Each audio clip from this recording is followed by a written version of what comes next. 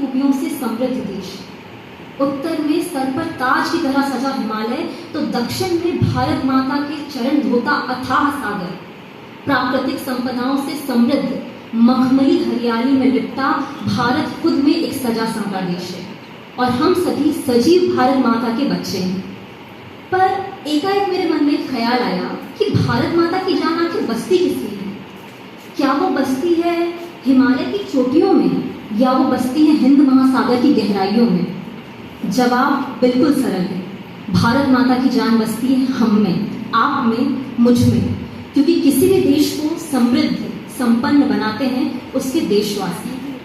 क्योंकि हमारे देश में कई विविधताएं हैं, तो हमारे देश में सामंजस्य और सहजता बनाए रखने के लिए हमें कई अधिकार मिले हैं, जिन अधिकारों के साथ साथ हमारे कुछ कर्तव्य भी हैं, जो हमारे राष्ट्रहित और समाज की भलाई के लिए समर्पित है। जिस प्रकार हमारा भारत हमारी पहचान है, उसी प्रकार हम भी कभी ना कभी जाने अनजाने अपने देश का प्रतिनिधित्व करते हैं, जहां हमारी छोटी सी छोटी हरकतें लोगों के मन में एक अमिट छाप छोड़ जाती है, जो आगे चलकर भारत के प्रति उनकी विचारधारा बन जाती है। ऐसे में ये हमारा कर्तव्य है कि भारत की सकारात्मक छवि हमेशा विश्व पटल पर बनी रहे।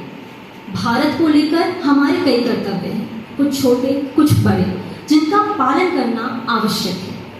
हम आज़ाद हिंदुस्तान के बाशिंदे हैं, और हम सभी जानते हैं कि ये आज़ादी हमें कितनी लड़ाइयों, कितने संघर्षों के बाद मिली है।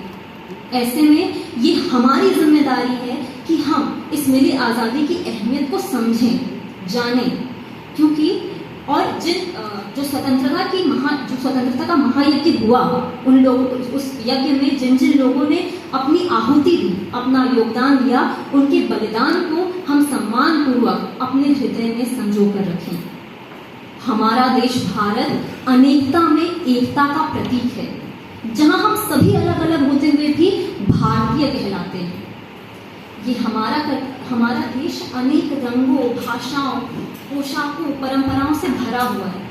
ये हमारा कर्तव्य है कि हम भारत की अखंडता पर कभी कोई आंच ना आने दें।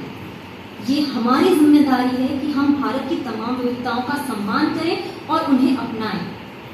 इतनी विविधताओं होने के बावजूद जो हमारे देश को एक सूत्र में पिरो कर रखती जो कड़ी है, जो बांध कर रखती जो कड़ी है, वो कड़ी है वसुधैव कुटुंबकम की भावना। ये हमारी जिम्मेदारी है कि ये कड़ी कभी कमजोर ना पड़े और समाज में भाईचारे की भावना हमेशा बनी रहे। हमारा देश भारत सांस्कृतिक रूप से भी बहुत समृद्ध है, जैसे हमारी ऐतिहासिक इमारतें, जैसे सूर्यदेव को समर्पित कोणार्क मंदिर, नालंदा विश्वविद्यालय, हमारे धर्म ग्रंथ, हमारे किस्से, कहानियाँ, जो पीढ़ी दर पीढ़ी मिली हमारी विरासत है, जिसका सम्मान करना, जिस पे गर्व करना और उसे संभाल कर रखना हमारा कर्तव्य है। हमारी जो आज भी हमारे ऐतिहासिक, जो हमारे स्वर्णिम इतिहास की गाथाएं सुना रही है, हम सभी जानते हैं कि हमारा देश भारत हमेशा से न्याय प्रिय और शांति प्रिय देश रहा है, लेकिन आज कई कारणों से हमारे देश में अशांति फैल रही है, अन्याय फैल रहा है, जिसे रोकना भी हमारी ही जिम्मेदारी है।